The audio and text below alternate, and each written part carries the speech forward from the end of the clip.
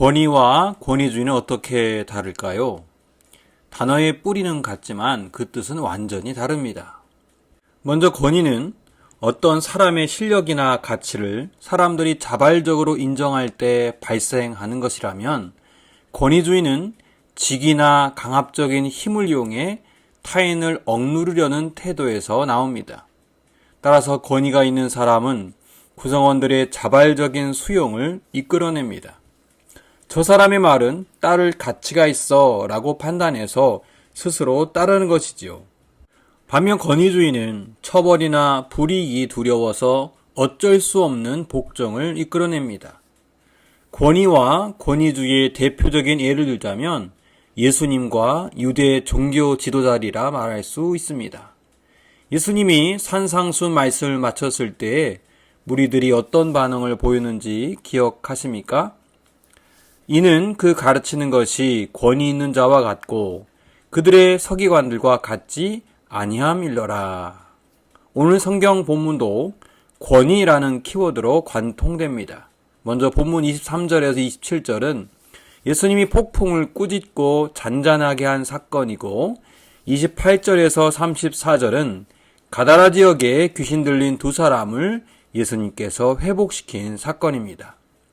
이 두 개의 기적 사건은 서로 상이한 것 같지만 예수 그리스도의 신적 권위를 보여줍니다.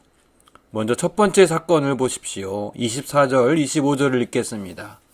바다에 큰 놀이 일어나 배가 물결에 덮이게 되었으니 예수께서는 주무시는지라 그 제자들이 나와 깨우며 이르되 주여 구원하옵소서 우리가 죽겠나이다. 지금 예수님과 제자들은 바다 한복판에서 폭풍우를 마주하고 있습니다. 그들은 동일한 환경 그리고 한 공간에 있었지만 그 풍랑을 대하는 모습이 사뭇 다릅니다. 예수님은 아무 일 없는 듯 평안히 주무시고 있고 제자들은 아우성을 치고 있습니다. 주님 살려주세요. 우리가 죽을 것 같습니다. 제자들의 간절한 호소에 예수님은 일어나 바람과 바다를 꾸짖으십니다. 그러자 아무 일 없는 듯 금세 바다는 찬잔해집니다. 이제 두 번째 사건을 보세요. 예수님의 배가 육지에 도착한 곳은 가다라 지방이었습니다. 예수님은 그곳에서 귀신 들린 두 사람을 만나십니다. 동일한 내용을 기록한 마가복음 5장에서는 이 귀신 들린 두 사람의 상태를 이렇게 묘사하지요. 이들을 쇠사슬로도 제어할 수 없고 자기 몸을 자해할 뿐만 아니라 타인까지 해치는 폭력성을 가지고 있었습니다. 즉 누구도 이 귀신 들린 두 사람을 제어할 수 없었습니다. 하지만 예수님이 나타나자 어떻게 됩니까? 29절입니다. 이에 그들이 소리질러 이르되 하나님의 아들이여 우리가 당신과 무슨 상관이 있나이까? 때가 이르기 전에 우리를 괴롭게 하려고 여기 오셨나이까? 하더니 귀신 곧 어둠의 영들이 빛의 권위를 가진 예수님을 먼저 알아보고 비명을 지릅니다. 예수님은 이때 무슨 테마사처럼 복잡한 주문을 외우지 않습니다.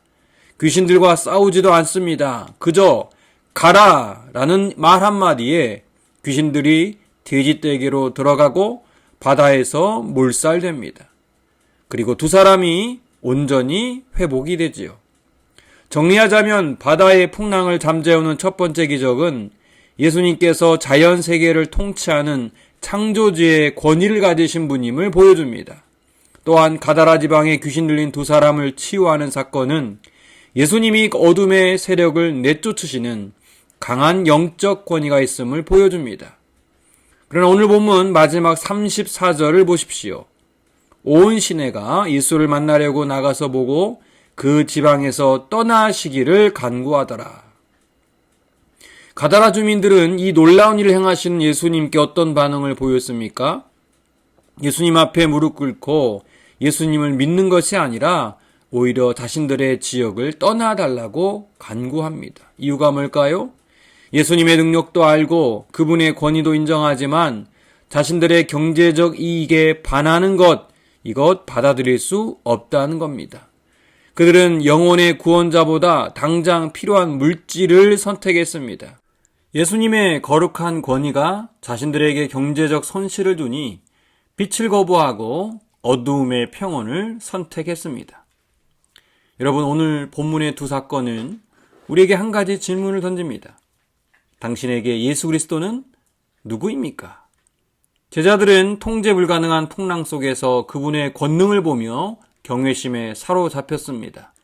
반면 가다라 사람들은 귀신 들린 두 사람에게서 악한 영이 떠나고 파괴된 인격이 회복되는 생명의 역사를 보았지만 경제적 손실 앞에서 예수님의 권위를 애써 거부했습니다.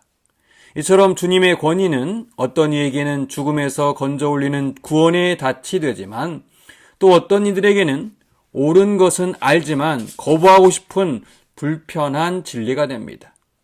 주님의 권위는 우리를 억압하는 권위주의가 아닙니다.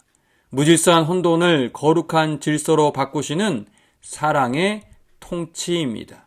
이 아침에 오늘 말씀을 통해서 우리는 두 가지 구체적인 결단을 해야 합니다. 첫째, 우리 인생에 풍랑이 덮칠 때 만물을 복종시키는 주님의 권위를 온전히 신뢰하는가 점검해야 합니다. 둘째, 내 삶의 돼지떼를 지키기 위해 주님을 밀어내고 있지 않는지 정직하게 돌아봐야 합니다.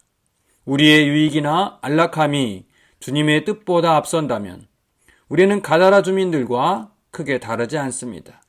주님의 권위와 능력을 알면서도 애써 그분의 통치를 밀어내는 어리석은 자가 되지 않기 바랍니다. 바라기는 권위 있는 예수님의 통치 앞에 우리의 전생애를 온전히 의탁하여 세상이 줄 수 없는 하늘의 평안함을 맛볼 수 있기를 바랍니다. 하나님, 오늘도 귀한 말씀을 통해 진정한 권위가 무엇인지 알게 하시니 감사합니다. 예수님께서 우리 삶의 모든 영역을 다스리는 주인이 되게 하옵소서. 나보다 나를 더 잘 아는 주님의 지혜와 권위 앞에 순종하는 사람 되게 하옵소서. 예수님의 이름으로 기도합니다. 아멘.